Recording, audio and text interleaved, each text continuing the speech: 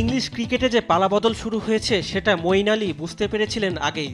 তাই তো 2021 সালে টেস্ট ক্রিকেট থেকে অবসর নিয়েছিলেন তিনি।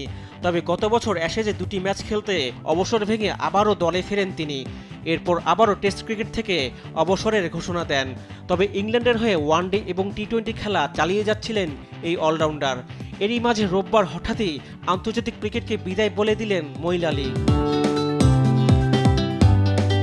ব্রিটিশ সংবাদ মাধ্যম ডেইলি মেইলকে দেয়া এক সাক্ষাৎকারে অস্ট্রেলিয়ার বিপক্ষে আসন্ন সিরিজে দলের সুযোগ না পাওয়ায় মঈন এই সিদ্ধান্ত নিয়েছেন বলে জানিয়েছে ডেইলি মেইল।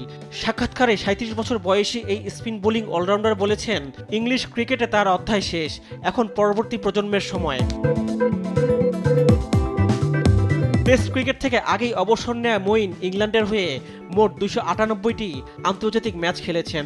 সবশেষ 3টি বিশ্বকাপে ছিলেন দলের সহ অধিনায়ক। তবে সম্প্রতি সময়টা একদমই ভালো যাচ্ছিল না তার, বিশেষ করে ব্যাট হাতে। মঈনের ব্যাট থেকে ওয়ানডে ক্রিকেটে সর্বশেষ 50 এসেছে 2023 সালের জানুয়ারিতে।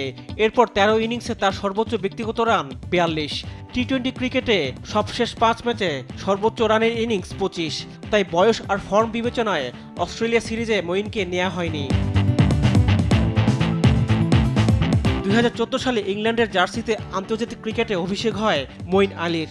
এরপর ইংলিশদের হয়ে তিনি 68 টেস্ট, 138 ওয়ানডে এবং 92টি টি-20 ম্যাচ খেলেছেন, যেখানে 8 সেঞ্চুরি ও 28 ফিফটিতে সব মিলিয়ে 6,678 রান করেছেন মঈন আলী। এছাড়া বল হাতে এই অফ স্পিনার 3 ফরম্যাটে 366 উইকেট শিকার করেছেন।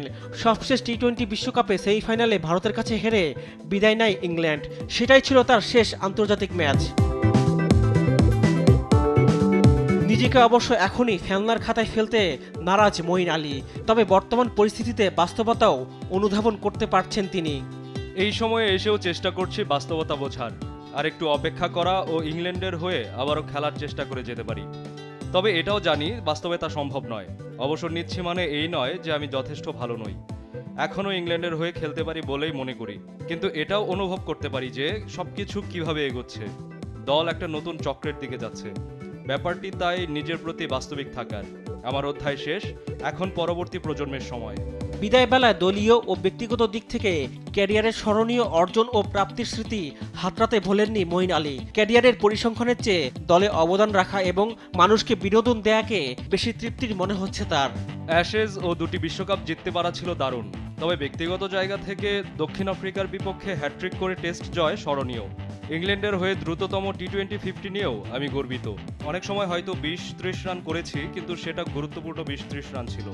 আমাদের কাছে খেলাটাই এমন, প্রভাব রাখতে পারা।